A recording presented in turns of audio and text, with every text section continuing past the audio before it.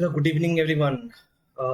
ये जो क्लास है यानी कि ये जो वीडियो मैं बना रहा हूँ ये है solution video for mock test 2। जो मैंने मॉक टेस्ट लिया है आज, मॉक टेस्ट 2 का ये सोल्यूशन वीडियो है। तो जो लोग अभी तक मॉक टेस्ट नहीं दिए हैं सबसे पहले जाकर मॉक टेस्ट दे देंगे। मैं उसका लिंक डिस्क्रिप्शन में डाल दूंगा, ठीक है। तो चलिए आज का सोल्यूशन शुरू करते हैं। उससे पहले मैं बता दूं मेरा नाम है सोनू कुमार और मैं आप सभी का स्वागत करता हूँ अपने खुद के चैनल शिक्षाएं 3.0, ठीक है गाइस।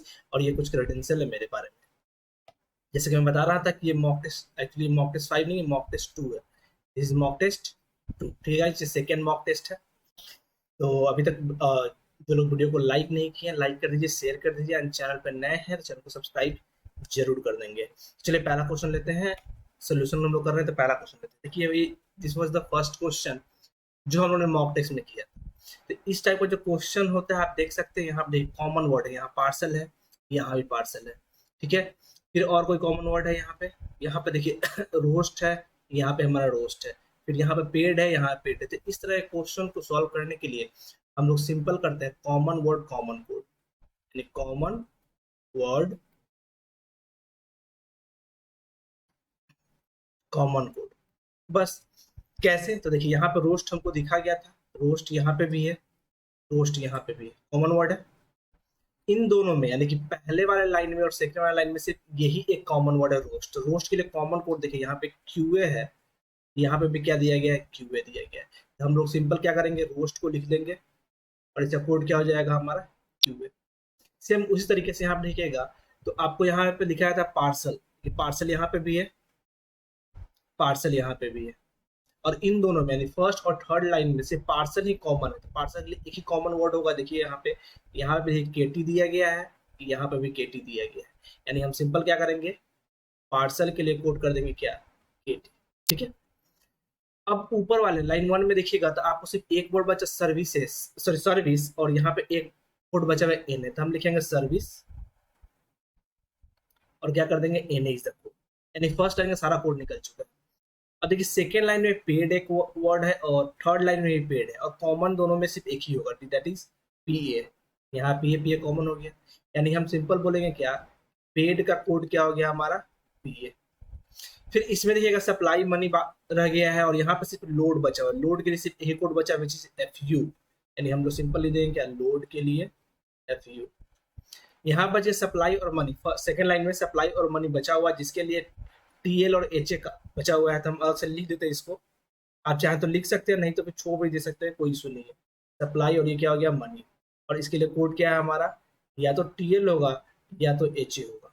नीचे वाले में देखिएगा सबसे लास्ट लाइन में रेंज और बोर्ड लिखा गया है।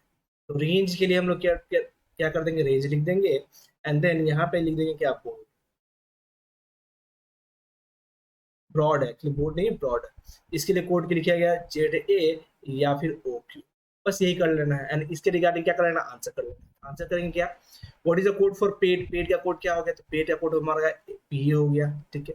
ना विच ऑफ द फॉलोइंग में B the code for lunch parcel. तो लंच के लिए ऊपर में कोड है क्या हमारे पास, आई थिंक लंच के लिए कुछ नहीं है। तो लंच के लिए नया कोड आएगा। और पार्सल का कोड क्या हो जाएगा, केटी। तो केटी के साथ new code, option number D में ही दिख रहा होगा आप, केटी के साथ न्यू कोड, और कोई ऑप्शन में है नहीं।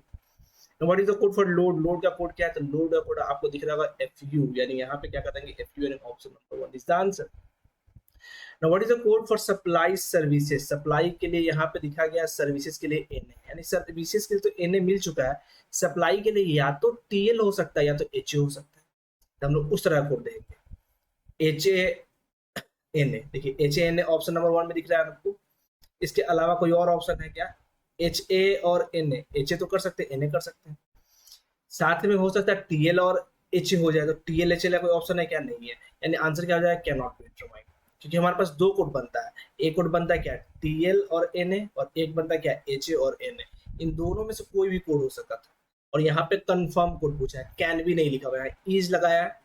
अगर यहीं पे लिखा what can be the code for supply and services, then H A N A is the answer, option number 1 should be the answer.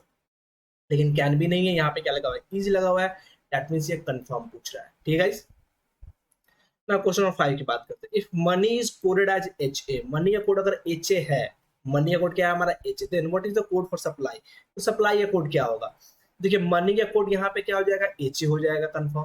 तो सप्लाई के लिए कोड क्या बच जाएगा, टीएल बच जाएगा, यानी क्या हो जाएगा आंसर टीएल, ये option number be the correct answer. ये था हमारा पहला सेट, ठीक है। Let's move the next set. और जो लोग अभी तक मॉक टेस्ट नहीं दिए हैं, मैं डिस्क्रिप्शन में लिंक डाल दूंगा, साथ में आई बटन पे भी आपको लिंक मिल जाएगा, वहां पे जाके क्लिक करके पहले मॉक टेस्ट दे दें एंड देन सॉल्यूशन वीडियो देखें, ठीक है गाइस। चलिए अब आते हैं नेक्स्ट क्वेश्चन के ऊपर। नेक्स्ट क्वेश्चन हमारा क्या है, नेक्स्ट क्वेश्चन हमारा पजल लिखा गया है यहाँ पे। There are 8 people A, B, C, D, E, F, G, H are living in 8 floor of the building on a different floor from the top to bottom, ठीक है जी। Such that ground floor is number 1 and top floor is number 8, यानी कि हम लोग को जानते हैं इस टाइप के क्वेश्चन बनाने क्या करते हैं, फ्लोर को टॉप टू बॉटम लिखते हैं, 8 7 6 5 4 3 2 1, ये क्या हो गया हमारा फ्लोर हो गया। अब ये फ्लोर के लिए हम क्या करेंगे, पर्सन को बैठा देंगे, बस सिंपल क्या करना है। ये पजल बहुत ही इजी पजल था इस सेट का। देखिए लिखा हुआ क्या, A live on an odd number floor below 6 floor, below 6 floor odd number floor पे, यानी कि ए 3 पे हो सकता है, 5 पे हो सकता है एंड 1 पे हो सकता है, ठीक है। 6 फ्लोर के नीचे, 6 फ्लोर के नीचे रहने वाला है। A live on an odd number floor below 6 floor. There are 2 person live between A and B, A और बी के बीच में कितने पर्सन है, 2 पर्सन है। हमारे पास कुछ ऐसा इन्फॉर्मेशन है, ए और बी के बीच में कितने पर्सन, 2 पर्सन। अब ये ए कहाँ है उसके रिगार्डिंग बात करेंगे। अगर सपोज ए 5th नंबर पे है तो उसके रिगार्डिंग 2 पर्सन गैप छोड़ के 8 पे भी हो सकता है, या फिर 1 2 नीचे गैप छोड़ के 2 पे हो सकता है क्या हमारा B, and so on. Let's see कहाँ पे, अभी तक हम लोग को श्योरिटी नहीं है कि ए का पोजीशन कहाँ है, तो बी के बारे में भी हम श्योर कुछ नहीं कर सकते, बाद में देखेंगे। आगे देखते हैं। G live on one of the odd floor but not on the bottom most floor। G जो है odd number floor पर रहेगा लेकिन bottom पे नहीं रहेगा, यानी G 1 पे नहीं रहेगा।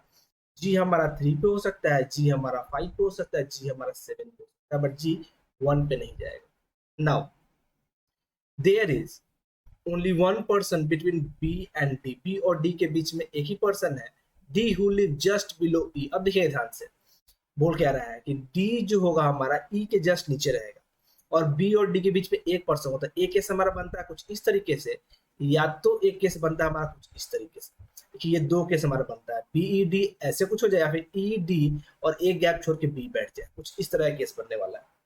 देखते हैं आगे क्या लगता है। The number of person living between F and C is same as the number of person living between F and D. चलिए एफ और सी के बीच उतना ही पर्सन होगा जितना कि एफ और डी के बीच में होगा, यानी कुछ रिलेशनशिप हमारा बन जाएगा, एफ जाएगा मिडिल में, सी ऊपर या नीचे, डी ऊपर या नीचे, कुछ ऐसे बढ़ सकता है। एक का गैप हो सकता है, एक का गैप नहीं भी हो सकता, कुछ भी हो सकता है, I don't know. The number of person living between F and C same as the number of person living between F and D, ठीक है।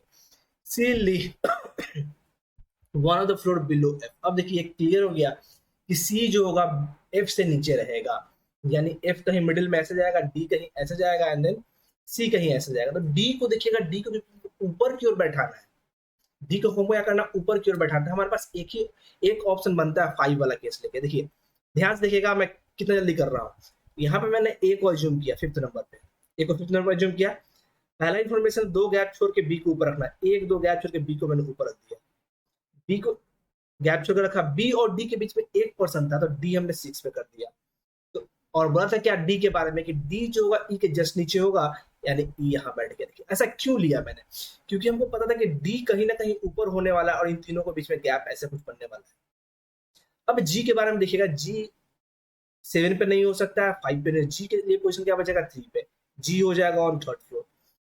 अब देखिएगा डी और एफ के बीच में उतना ही होना जितना कि एफ और सी के बीच में होना चाहिए। डी यहाँ है तो एफ 4 नंबर पे जाएगा, तो एक गैप चुके सी कहाँ चला जाएगा 2nd नंबर पे, तो एक पर्सन और बच गया विच इज एच, इसी द केस, यानी कि this is our solution guys.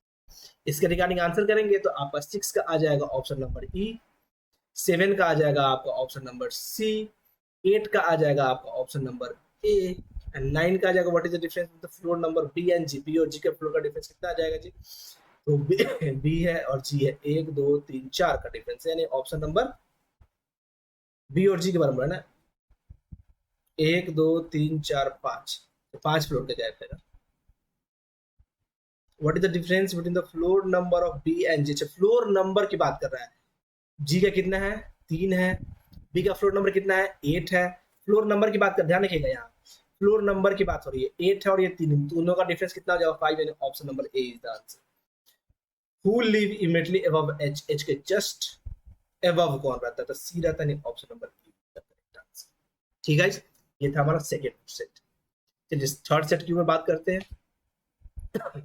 ये हमारा सिलोगिज्म क्वेश्चन नंबर 11 नंबर देखते हैं। देखा only few well are mat, सिर्फ कुछ ही वेल क्या है हमारे मैट है, कुछ इस तरीके से बन जाए, कुछ सिर्फ कुछ ही वेल मैट है। यानी याद रखिएगा ये जो बाहर का वेल डब्ल्यू का हिस्सा है वो एम के अंदर नहीं जाने वाला है।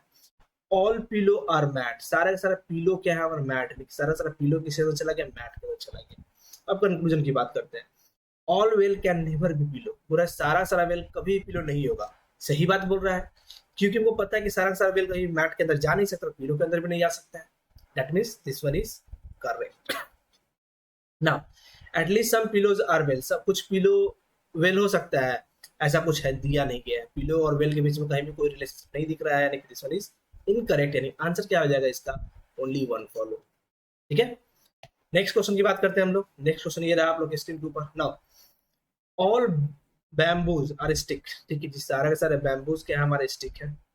Now no bamboo is duster, कोई भी बैम्बू डस्टर नहीं है, कोई बैम्बू क्या है हमारा डस्टर नहीं है, यानी कि हो गया डायग्राम। अब इसमें ये conclusion, no stick is duster, कोई भी स्टिक जो डस्टर नहीं होगा। ऐसा कुछ बोल सकते हैं क्या, आपको पता है कि नहीं बोल सकते। क्यों नहीं बोल सकते हैं, क्योंकि बम्बू और ड्रम के बीच में, सॉरी बम्बू और डस्टर के बीच में नो का रिलेशनशिप है।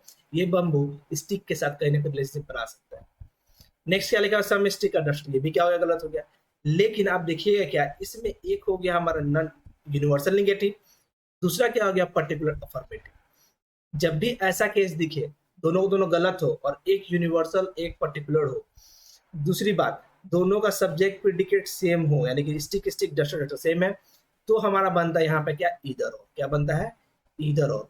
आंसर क्या हो जाएगा इसका, ईदर 1 और 2 फॉलो, यानी option number C is the correct answer.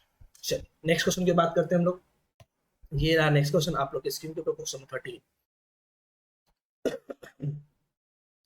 देखा only a few bottle are lamp, सिर्फ कुछ ही बोतल क्या हमारा लैम्प है, सिर्फ कुछ ही बोतल लैम्प है। याद रखिएगा सिर्फ कुछ ही बोतल लैम्प है। मैंने ऐसे कर दिया एरो जिससे कि हम श्योर हो जाए कि सिर्फ बोतल का हिस्सा, सिर्फ जितना मैंने ये किया है कलर जो मैं कर रहा हूँ बस उतना ही हिस्सा क्या होगा, लैम्प का हिस्सा होगा बोतल, और कुछ नहीं। नो बोतल इज सिप, कोई बोतल क्या सिप नहीं है, कुछ इस तरह का डायग्राम हमारा बन गया। Now some sip are definitely not lamp, ये बोला कुछ सिप कंफर्म है कि लैम्प नहीं होगा। इसके बारे में हम कुछ बोल सकते हैं क्या, कतई नहीं बोल सकते। All sip can be lamp, क्योंकि सिप और लैम्प के बारे में कुछ नहीं कुछ बताया, कुछ भी नहीं बताया। All lamp can never be sip, सारा का सारा लैम्प जो है कहीं भी सिप नहीं हो सकता है। सारा का सारा लैम्प जो है हमारा वो कहीं भी सिप नहीं हो सकता है। अगेन ये क्या हो जाएगा हमारा, सही हो जाएगा जी। All lamp can never be sip, ये बोल रहा है कि सारा लैम्प कहीं भी सिप नहीं होगा। सही बात है, सारा लैम्प कहीं भी सिप नहीं होगा, कुछ ही लैम्प सिप हो सकता है, यानी कि this one is correct, option number B is the correct answer. क्योंकि ये वाला जो हिस्सा मैंने जो कलर किया है लैम्प का, ये वाला लैम्प का हिस्सा कहीं भी सिप के अंदर नहीं जा सकता है, क्योंकि यहाँ जो बोतल और सिप के बीच में नो का डिस्टेंस। ठीक है,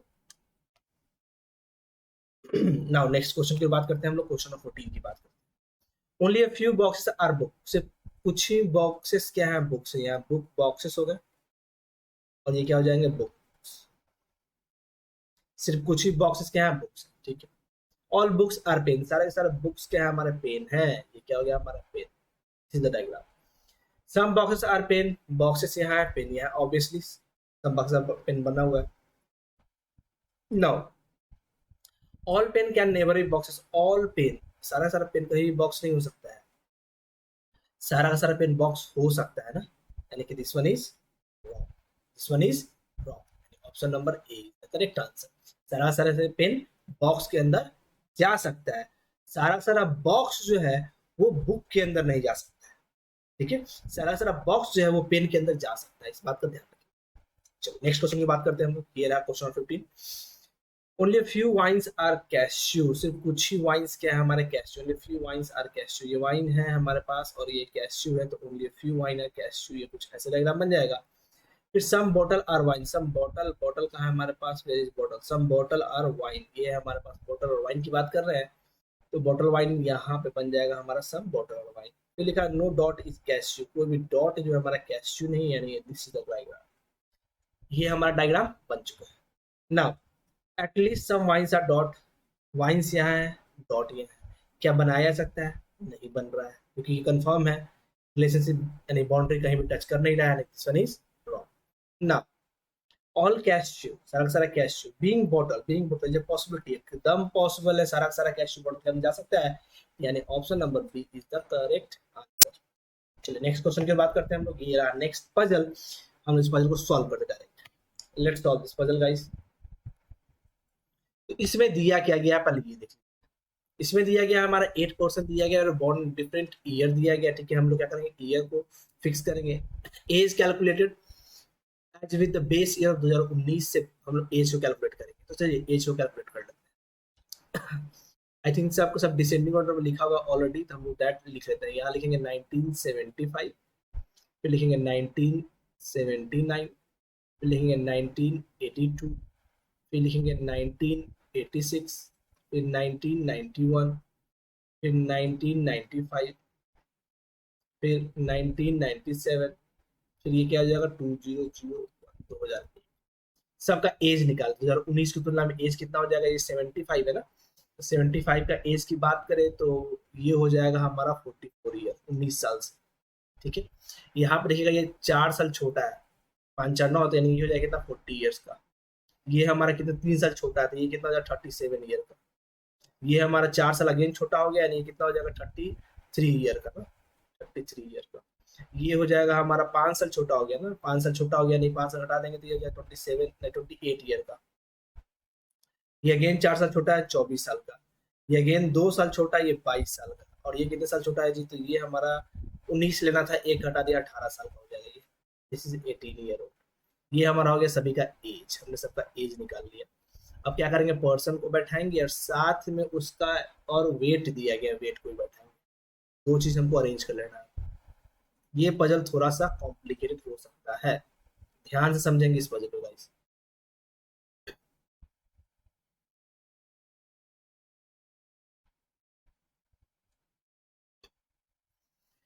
चलिए मैं इंक चेंज कर देता हूँ ताकि चीजें ज्यादा पिक्चर क्लियर दिखे।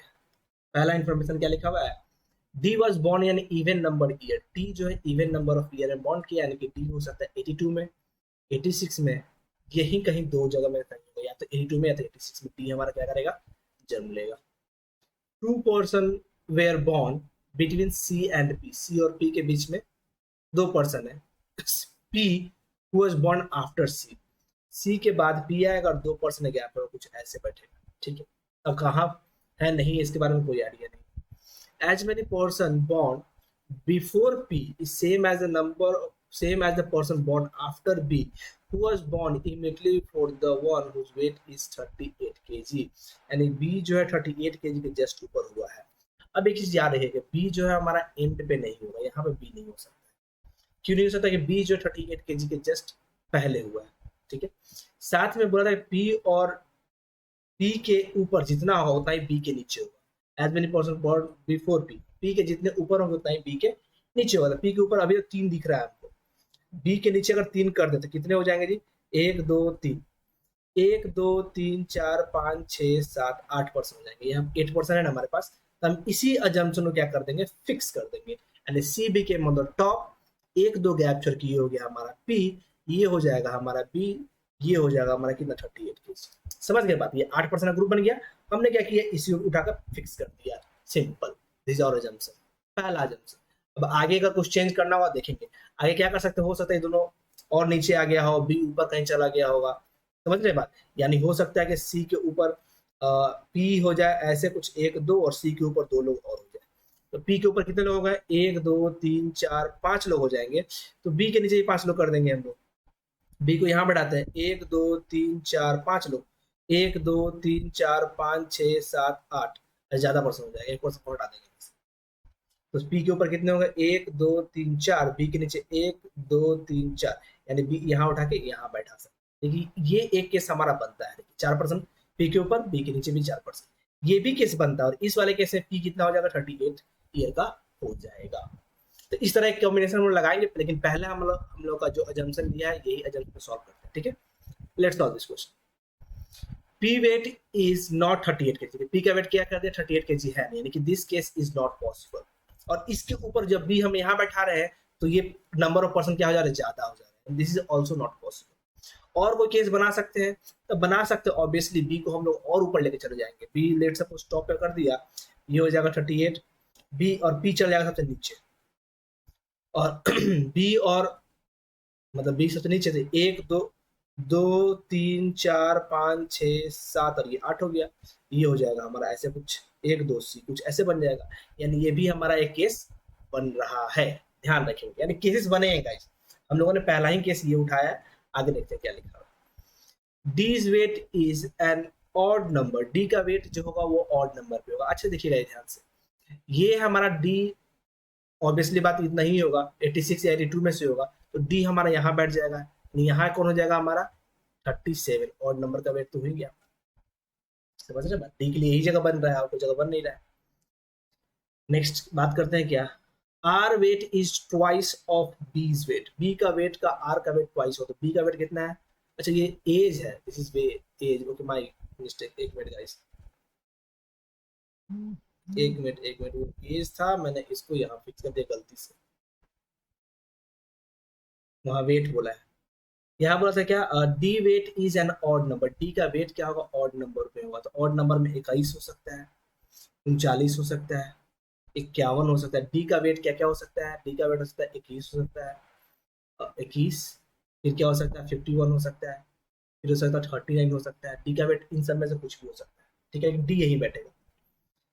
Are weight is twice of B weight, B का वेट हमको पता नहीं, बट आर का वेट जो होगा बी के वेट के दुगना होगा। दुगना का केस क्या है, 21 का 42 है हमारे पास, ठीक है जी। आर और बी की बात कर रहे हैं, बी अगर 21 होगा तो आर कितना होगा 42 होगा। 38 का डबल है नहीं हमारे पास, और कोई डबल वेट है क्या हमारे पास, आई थिंक नहीं है, 38 का डबल वेट कोई नहीं, उसके अलावा कोई वेट ही नहीं है, यानी कि बी कंफर्म हो गया कितना 21, और आर जब भी जाएगा कितने साल कितने का वेट हो जाएगा इसका 42 कंफर्म हो गया। आर कहाँ बैठ रहा है इसके बारे में हमें कोई आइडिया नहीं है कि आर कहाँ पे बैठेगा। Now 3 person were born between Q and the one whose weight who is heaviest, heaviest कौन है हमारा 56, 56 और Q के बीच में कितने परसेंट हो जाएगा 3% हो जाएगा, कुछ ऐसे। क्या लिखा हुआ है, 3 person born between Q and the one who is heaviest, 3% हो गए, 56 कौन है, Q कौन है, कहाँ बैठ रहा है हमको नहीं आइडिया। आगे देख लेते हैं। 3 person were born between D and the one whose weight is 48 kg, D and 48 kg के बीच में कितने परसेंट है हमारे पास 3%, 48 kg नहीं पता है बट D पता है, 3% D, तो D यहाँ है तो 1 2 3, ये क्या हो जाएगा 38 के जस्ट इंच क्या आ जाएगा 48 kg। चलिए ठीक है। R was born after Q, R जो जन्म लेगा Q के बाद आएगा, यानी R का वेट 42 होने वाला है, Q के बाद आने के लिए R सबसे लास्ट में यही एक जगह बच रहा है, which is R, यहाँ क्या हो जाएगा 42 kg। अभी Q और 56 के बीच में की बात करें तो 56 और Q के बीच में अगर 56 ये हुआ तो 1 2 3 Q D हो नहीं सकता है, 56 नॉट पॉसिबल, यानी Q का कंफर्म हो जाएगा 38, तो 1 2 3 ये हो जाएगा हमारा कितना 56। D का वेट हमको पता है 21 51 39 हो सकता है, 29 अब 21 हो नहीं सकता है क्योंकि B 21 जा चुका होगा, 51 39 में से कोई होगा D का वेट। बाकी क्या लिखा हुआ, A was born before R, R के पहले ए जन्म लिया, तो आर यहाँ हो सकता है, आर यहाँ पे हो सकता है, आर 40 साल का हो सकता है या तो 22 साल का हो सकता है। The one who is second heaviest कितना 51 वाज बोर्न इमीडिएटली बिफोर ई, ई के जस्ट पहले, तो ई के जस्ट पहले के लिए हमारे पास सेकंड हैवीएस्ट ऑब्वियसली ई जाएगा 40, सी हो जाएगा सेकंड हैवीएस्ट 51 केजी का, यानी डी कितना हो जाएगा 39 केजी का, जस्टिफाइड। अब यहाँ पे एक ही केस बचा किसके लिए, ए के लिए, यही बोलता ना A was born before R, तो यहाँ पे ए होता, यानी ये कंफर्म ए हो गया हमारा, दिस इज कंफर्म ए हो गया। अब एक ही वेट बचा हुआ है विच इज 40 केजी वेट हमने नहीं रखा है, यानी पी कितने केजी का हो गया 40 केजी का हो गया, यानी कि this is our final arrangement guys, कहीं भी कोई भी प्रॉब्लम नहीं हुआ। दैट मीन्स हम लोग का ये जो अजम्पशन होता है जो मैंने यहाँ पे नीचे में लिया था ये नहीं बनेगा। मैं रेड कलर से बताता हूँ, ये अजम्पशन रॉन्ग हो गया, ये भी अजम्पशन रॉन्ग हो गया, this assumption is the correct assumption. I hope clear हो गया होगा। अब इसके रिगार्डिंग अगर आप आंसर करना चाहें तो आंसर मैं बताता हूँ इसका। 16 से 20 का आंसर मैं बताता हूँ। 16 से 20 का जो आंसर होगा, 16 नंबर का जो आंसर हो जाएगा वो हो जाएगा बी, ऑप्शन नंबर बी। 17 का जो आंसर हो जाएगा वो हो जाएगा ऑप्शन नंबर डी। 18 का जो होगा वो आंसर हो जाएगा ऑप्शन नंबर सी। 19 का जो आंसर हो जाएगा वो हो जाएगा ऑप्शन नंबर बी। एंड 20 का जो आंसर हो जाएगा वो भी हो जाएगा option number B. This is the, चलिए नेक्स्ट सेट की ओर बढ़ते हैं हम लोग। ये रहा नेक्स्ट सेट हमारा। Let's solve this question guys, जल्दी से जल्दी सॉल्व करते हैं इस क्वेश्चन को। यहाँ लिखा हुआ था 8 स्टूडेंट दिया गया, तो यहाँ पे सारे स्टूडेंट दिए गए sitting around a circular table in such a way that some of them are facing away from the centre, away from the table and some are facing the centre of the table. बस यही दिया गया, चलिए देखते हैं। ये हो जाएगा हमारा डायग्राम इस तरीके का। 8 पर्सन है, 1 2 3 4 5 6 7 8 person. Now, any two adjacent person are equidistant from each other. कोई भी दो adjacent person होगा वो equidistant, ठीक है, ये तो क्लियर सी बात है। H2 sit third to the left of H3। अब H3 किधर फेस कर रहा नहीं कर रहा इसके बारे में कोई आइडिया नहीं, हम लिख लेते हैं सिंपल। ये हो जाएगा H3, ये हो गया हमारा ऐसे। H2 sit third to the left of H3। तो हम एक बार क्या कर रहे हैं, बाहर की ओर फेस करवा दे रहे हैं, और एक और डायग्राम बना लेते हैं जिसमें हम लोग क्या करेंगे, अंदर की ओर फेस करवा देंगे। 1 2 3 4 5 6 7 8। ये क्या हो जाएगा हमारा H3, और ये कहाँ फेस करेगा, अंदर की ओर। ठीक है, मैंने अंदर की ओर फेस करवा दिया। लिखा क्या है यहाँ पे, ये हो गया क्या नाम H3। H2 से थर्ड टू द लेफ्ट। इस वाले केस में लेफ्ट की बात करें तो ये 1 2 3, यहाँ पे 1 2 3, यहाँ पे हो जाएगा कौन हमारा H2। इसकी बात करें 1 2 3, यहाँ पे कौन हो जाएगा हमारा H2। Now H1 and H6 faces same direction, ठीक है जी। H1 and H6 same direction, हम लिख ले रहे हैं अलग से, सेम डायरेक्शन फेस करेगा, ठीक है, जस्टिफाइड है। H4 and H2 faces opposite direction, H2 और H4 अपोजिट डायरेक्शन देगा, ठीक है जी। H2 और H4 अपोजिट हमने कर दिया। Now immediate neighbour of H6 faces opposite direction of as H1, ठीक है जी। H6 का जो नेबर होगा, H6 का जो नेबर होगा वो क्या करेगा, अपोजिट डायरेक्शन रहेगा किसका, H1 का, यानी H1 का अपोजिट डायरेक्शन ये दोनों रहेगा। This one is opposite, ठीक है, H1 का opposite. H8 is an immediate neighbor of H4 and H6, ठीक है जी। H8 जो है हमारा नेबर है किसका, H4 और H6 का। H6 who faces towards the center, H6 कहाँ देखता है, सेंटर की ओर देखता है, तो ये वाले, ठीक है। Neither H7 nor H5 is an immediate neighbor of H3। H3 का नेबर कौन नहीं है, या तो H5 और H7। H7 और H5 जो है वो H3 का नेबर नहीं है। Neither H7 nor H5 is an immediate neighbor of H3, ठीक है जी। यानी H3 जहां पे लिखा है, यहाँ पे हम लोग बोलेंगे क्या, यहाँ पे हमारा H7 नहीं बैठेगा और 5 नहीं बैठेगा, यहाँ पे भी H7 या 5 नहीं बैठेगा। सेम इस वाले केस में भी H7 और 5 नहीं बैठेगा, H7 और 5 नहीं बैठेगा, क्लियर सी बात।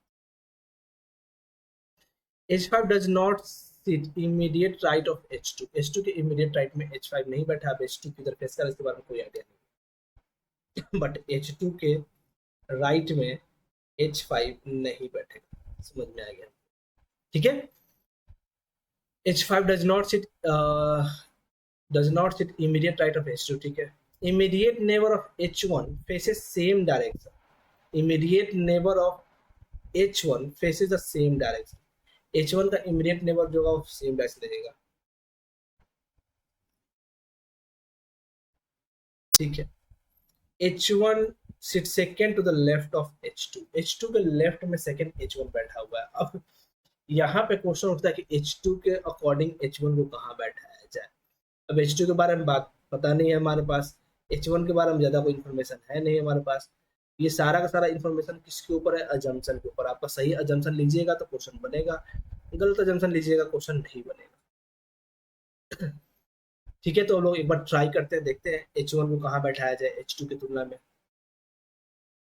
और कोई इन्फॉर्मेशन तो है नहीं हमारे पास जो हम लोग ये कर दें, Some of them are facing away from the center, some are facing the center. Any two person, distant percentage position from each other. H2 sit third to the left of H3. H1 and H6 faces the same direction. ठीक H4 and H2 faces opposite direction. Immediate neighbor of H4, H6 faces opposite direction. Immediate neighbor of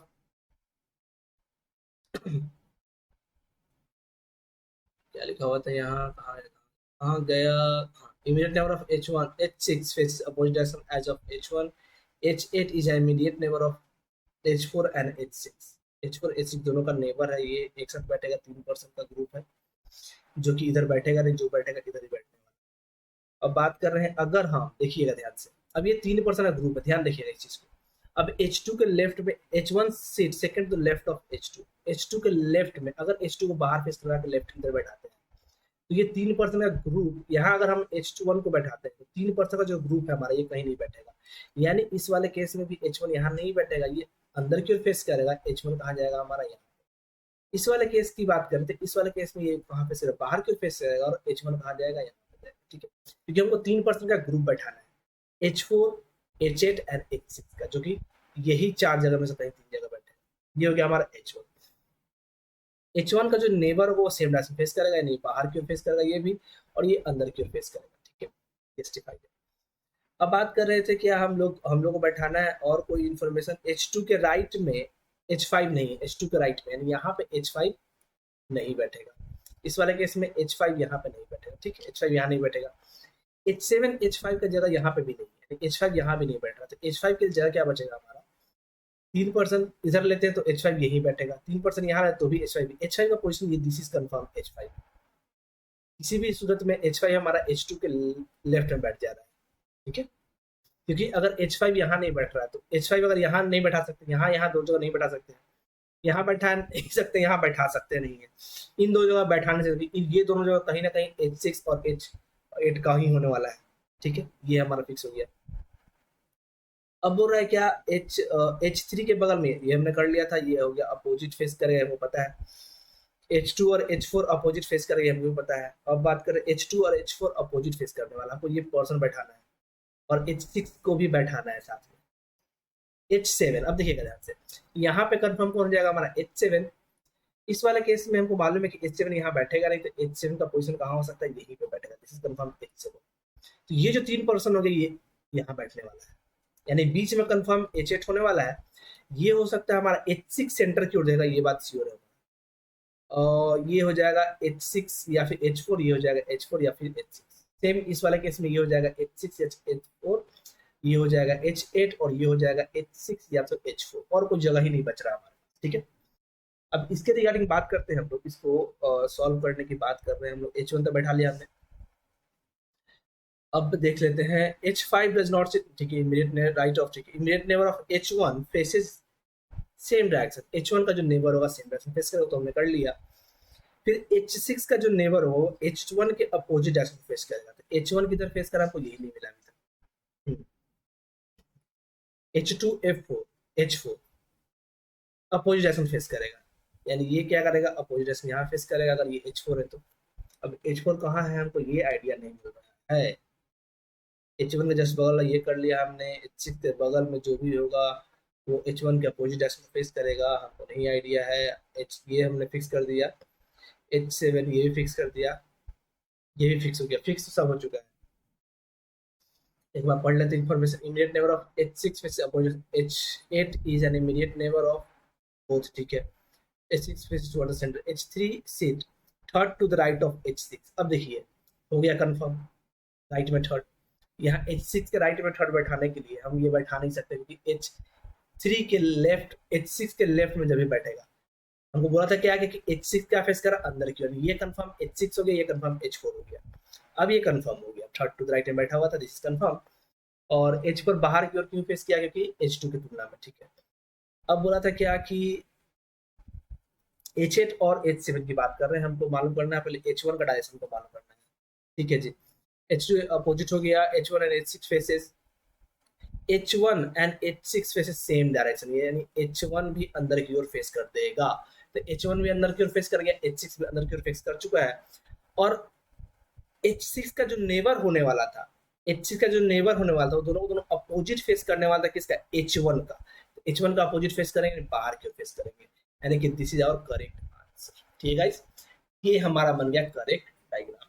इसके regarding answer करेंगे हम लोग, तो answer कर लेते हैं। Answer क्या आ जाएगा हमारा, पहला क्वेश्चन का 21 नंबर का है। क्वेश्चन नंबर 21 का आंसर मैं बता देता हूँ direct, let me give you the answer guys. 21 का हो जाएगा ऑप्शन नंबर डी, 22 का हो जाएगा ऑप्शन नंबर बी, 23 का हो जाएगा ऑप्शन नंबर डी, 24 का आ जाएगा ऑप्शन नंबर ए, एंड 25 का आ जाएगा ऑप्शन नंबर सी तक गाइस। ठीक है, तो चलिए ये हो गया हमारा, आपने 25 तक का सोल्यूशन दे दिया है।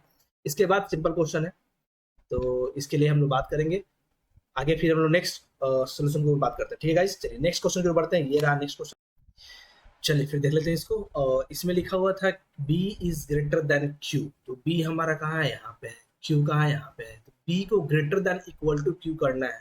देखिए b के सामने किसी का सिंबल है, ग्रेटर देन का है, कहीं भी ग्रेटर देन इक्वल टू हो नहीं सकता है, यानी क्लियर सी बात है कि this can not be the answer, यानी option number 1 can not be the answer for this question guys. ठीक है, नेक्स्ट सेकंड की बात करें, b is greater than b, तो b is greater than p हो सकता है क्या, आपको दिख रहा है p is greater than equal to p है, यानी कि ये भी सही नहीं होगा, यानी आंसर क्या हो जाएगा, नन इज ट्रू, यानी option number A is the answer for this particular question. I hope समझ में आ गया होगा आप लोग को। ठीक है, नाउ नेक्स्ट क्वेश्चन की ओर बढ़ते हैं हम लोग। क्वेश्चन नंबर 27 की बात कर लेते हैं। ना देखिए यहाँ W और G के बीच में क्या रहेगा, W is greater than G लिखा हुआ है। W हमारे पास क्या है, W is equal to M, W is greater than R तो है।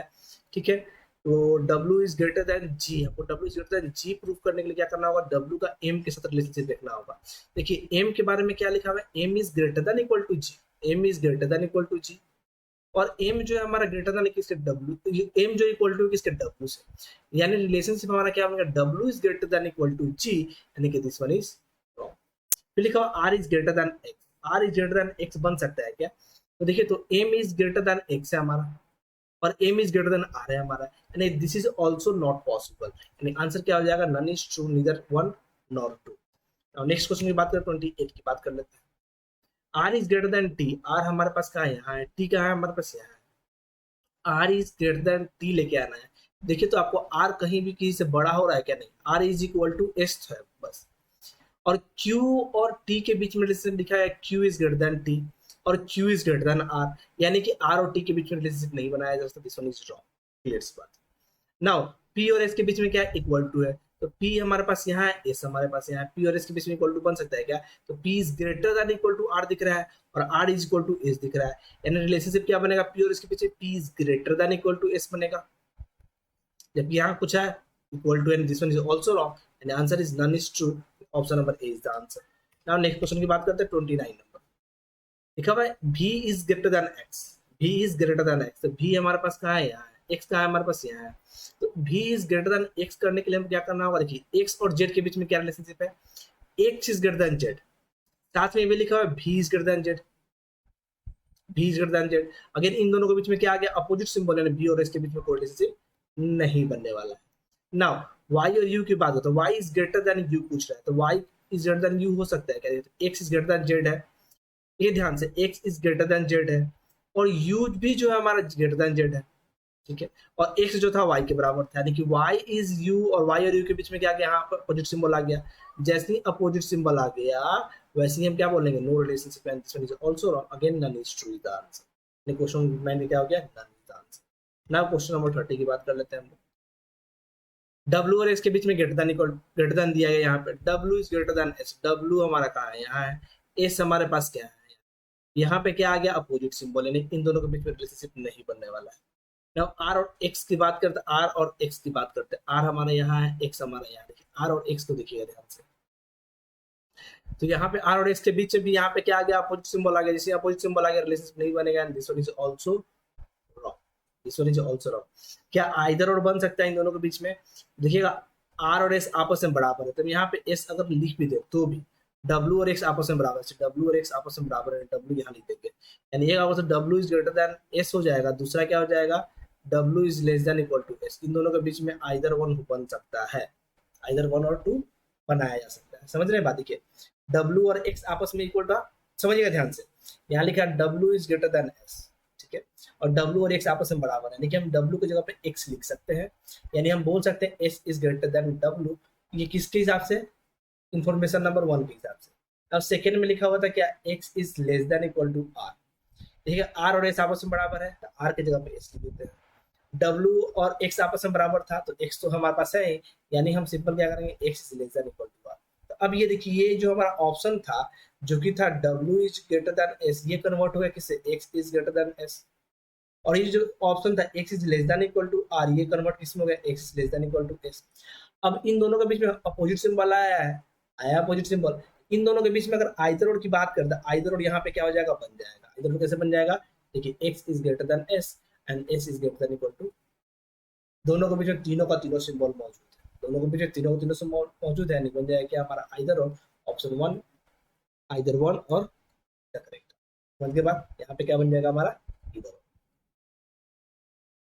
आई होप समझ में आ रहा है, किसी को डाउट होगा तो कमेंट में आप बोल सकते हैं, हम लोग डाउट उस पर क्लियर कर लेंगे कि क्यों नहीं होगा या फिर क्यों होगा। याद रखिएगा हमेशा जब भी दो के बीच में अपोजिट सिंबल आ जाता है, दो के बीच में क्या आता है, अपोजिट सिंबल आ जाता है, तो दोनों के बीच में अगर तीनों सिंबल मौजूद है, जैसे यहाँ पर रहेगा, इस वाले केस में आपको मिल जाएगा कि x is greater than s, और इस वाले केस में दो सिंबल मिल जाएगा, x लेस देन s और x is equal to s। तो या तो x इससे बड़ा होगा या तो छोटा होगा, तो बराबर हो, ये तीनों में से कोई एक केस बनता, इसलिए बनता हमारा क्या, ठीक है।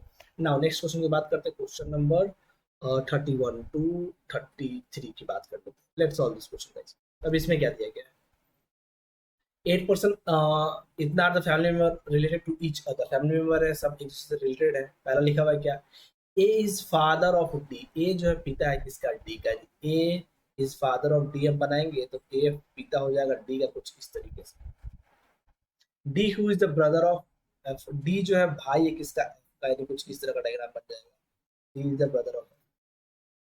फिर लिखा हुआ है ई is the husband of H. अब ई और एच के बारे में हमको आइडिया नहीं, but E is the husband of H, यानी H became the female. F is the sister of E, अब एफ के बारे में बोला है कि एफ क्या है, सिस्टर है, F is the sister of E. और ई और एच आपस में क्या है, हस्बैंड वाइफ, यानी ये क्या होगा, मेल, ये हो गया। Now B is the son of D, B जो होगा सन है किसका, डी का। डी का सन कौन है हमारा, बी है, B plus. And husband of C, B is the son of D and husband of C, यानी बी के बारे में ही बात हो रहा है कि बी जो है हमारा सी का क्या है, हस्बैंड, सी बी के female. This is our diagram guys. अब इसके रिगार्डिंग क्या कर लेंगे, आंसर कर लेंगे। लिखा हुआ how is E related to B, तो ई बी का क्या है, तो ई इज द अंकल, यानी option number D is the answer. Now how is H related to F, H का रिलेशनशिप एफ से कैसे, तो H is the sister in law, यानी option number A is the answer. Now who is the grandson of A, A का grandson कौन है हमारा, तो ए का ग्रैंडसन हमारा दिख रहा है बी है, यानी ऑप्शन नंबर कौन सा जी, E is the answer. This is the case guys. ये था हमारा सिंपल सा blood relation. Now next question करते हैं हम लोग, ये रहा नेक्स्ट क्वेश्चन। अब इसमें देखिए क्या लिखा हुआ है, ये डायरेक्शन का क्वेश्चन है। Nick start walking in each direction from point M, ठीक है। After walking 4 meter till point N, Nick start किया पहले किस डायरेक्शन में, इस डायरेक्शन। कहाँ से, फ्रॉम पॉइंट एम, एक पॉइंट हम लोग लेते हैं, let's suppose this is point M. अब यहाँ से चलना शुरू किया ईस्ट डायरेक्शन में, हम लोग को पता होता है डायरेक्शन, ये होता है नॉर्थ, ये होता है ईस्ट, ये होता है साउथ और ये होता है वेस्ट। इस डायरेक्शन चलना शुरू किया। आफ्टर वॉकिंग 4 मीटर, 4 मीटर चलने के बाद, टिल पॉइंट एन, ये कौन सा पॉइंट है, एन, एन के पॉइंट तक चलने के बाद, he turn right and walk 6 kilometre, 6 metre right turn लिया यहाँ पे और 6 मीटर चला, यानी 6 मीटर ऐसे कुछ चला हो। टिल पॉइंट ओ, ये कौन सा पॉइंट है, ये this is point O. Now then turn to left and walk for 3 minute till point B, left turn लिया है एंड 3 मीटर गया कुछ ऐसे, कितना कौन सा पॉइंट तक, पॉइंट बी तक गया, ठीक है, justify. He then turn left and walk for 8 metre, left turn लिया यानी ऊपर की ओर टर्न करेगा और कहाँ गया है, 8 मीटर गया, यानी 6 मीटर थोड़ा सा ऊपर, ये करीब 8 मीटर का डिस्टेंस हो गया, यहाँ करीब पहुंच गया 8 मीटर टिल पॉइंट क्यू, तो कहाँ पे, पॉइंट क्यू तक। He then turn right and walk for 4 metre, यहाँ से राइट टर्न लिया है ऐसे कुछ, अगेन 4 मीटर चला है, 4 मीटर टिल पॉइंट आर, कहाँ तक, पॉइंट आर तक। He then turn right and walk for 15 metre till point S, 15 metre चला है, लेकिन नीचे की ओर आया, 8 से नीचे आ गया होगा 15 मीटर कुछ ऐसे, दिस इज 15 मीटर चला, कहाँ तक जी, तो पॉइंट एस तक, this is point S. Now he then turn right and walk for 7 metre up till point T. 7 metre चला था, 4 3 ये 4 ये 3 यानी ओ के जस्ट सामने तक आके रुक गया होगा। यहाँ पे कौन सा पॉइंट हो जाएगा हमारा, दिस इज पॉइंट टी, और यहाँ पे आगे क्या कर गया, ये रुक गया 7 metre. This is our diagram. अब इसके रिगार्डिंग क्वेश्चन कर लेते हैं। In which direction is point O with respect to point T. Point O यहाँ है, टी यहाँ है, तो पॉइंट ओ जो टी की तुलना में किधर है, वेस्ट में है, साउथ में, साउथ में, यानी आंसर क्या हो जाएगा, ऑप्शन नंबर ए, साउथ में नहीं है। In which direction is point O with respect to point T. Okay, point T की तुलना में ओ किधर है, मैंने क्वेश्चन गलत पढ़ा। पॉइंट टी की तुलना में ओ किधर था, पॉइंट टी की तुलना में ओ किधर है, नॉर्थ में, किधर है, नॉर्थ में। टी की तुलना में, टी के रिस्पेक्ट में ओ किधर है, नॉर्थ, नॉर्थ ऑप्शन में है क्या, नहीं है, यानी आंसर क्या हो जाएगा, option number B answer. Now what is the total distance that Nick cover. Nick total distance कितना कवर किया है, तो टोटल डिस्टेंस कवर पूछा नहीं, सबको क्या करना है, आपको सम कर लेना है। जब सबको सम कीजिएगा तो आपका आ जाएगा कितना, 47 मीटर इज द आंसर। आप चाहे भी जोड़ सकते हैं, 6 4 10 3 13 13 8 कितना होता है, 21 21 4 25, और ये हो जाएगा कितना, 15 40 40 47 metre is the answer. Option number B is the answer. ठीक है, ये था हमारा सोल्यूशन। और आप लोग चाहे तो इसमें भी सारे क्वेश्चन को पॉज करके बना सकते हैं, या तो फिर आप डायरेक्ट जाके मॉक टेस्ट दे सकते हैं। इसका लिंक मैं डिस्क्रिप्शन में भी दे दूंगा, साथ में आई बटन में ऊपर में आपको मिल जाएगा लिंक, मैं दोनों समय लिंक दे दूंगा। तो इस सोल्यूशन पेपर को सॉल्व करने से पहले मैं चाहूंगा कि आप लोग जाइए मॉक दीजिए एंड देन वापस आके सोल्यूशन को देख लीजिए। ठीक है, तो क्लास को हम यही पेंट कर देंगे। अभी तक क्या करेंगे, वीडियो को लाइक कर देंगे, शेयर कर देंगे, चैनल पर नए हैं तो चैनल को सब्सक्राइब जरूर कर देंगे। Thank you for joining guys, bye bye, see you and have a good day.